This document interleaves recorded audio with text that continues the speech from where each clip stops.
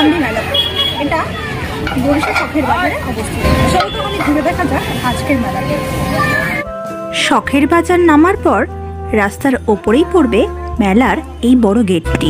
বেহালা অঞ্চলের মধ্যে সবথেকে বৃহত্তম মেলা হলো এটি। এই মেলার পরিধি এত বড় যে একদিনে ঘুরে শেষ করা এক কথায় অসম্ভব। তার মধ্যে রয়েছে প্রচুর অলিগলি। ঘন্টার পর ঘন্টা কেটে যাবে এই মেলা ঘুরে দেখতে। শনি রবিবার হলে তো কথাই নেই, ভিড় একেবারে উপচে পড়ে এই মেলায়। এই মেলায় কিসের না দোকান আছে, বিভিন্ন খাদ্য সামগ্রী থেকে শুরু করে বিভিন্ন ব্যবহারযোগ্য সামগ্রী সমস্ত দোকানই পাবে এই মেলায়।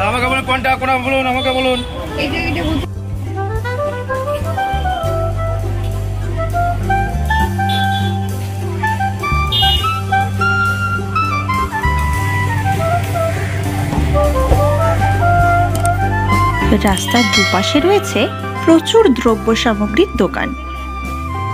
এই দোকানগুলি দেখতে দেখতেই আমরা পৌঁছে গেলাম সাবর্ণ রায়চৌধুরীদের চণ্ডী পুজোর মাঠে।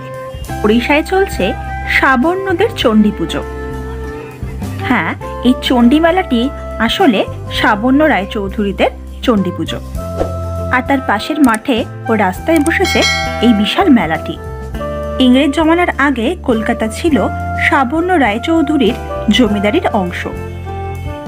এই পরিবারের বংশধর সন্তোষ রায়চৌধুরী কালীঘাটের মন্দির তৈরি করিয়েছিলেন।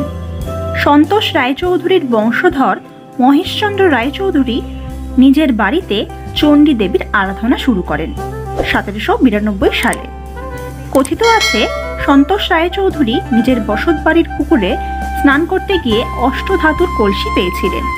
সেই কলসি প্রথমে বাড়ির উঠোনে রেখে দিয়েছিলেন, আর তার 3 দিন বাদে দেবী চণ্ডীকে অষ্টধাতুর কলসিতে প্রতিষ্ঠা করার স্বপ্নাদেশ পান তিনি।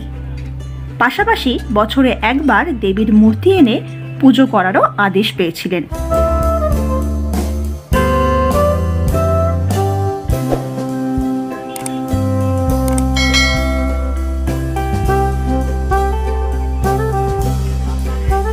তো বন্ধুরা, এই ছিল আমাদের আজকের ভিডিওটি কেমন লাগলো অবশ্যই জানিও।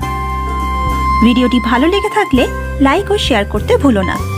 এই ধরনের ভ্রমণ সংক্রান্ত ভিডিও দেখার জন্য আমাদের চ্যানেলটিকে অবশ্যই সাবস্ক্রাইব করে রেখো। দেখা হচ্ছে নেক্সট ভিডিওতে।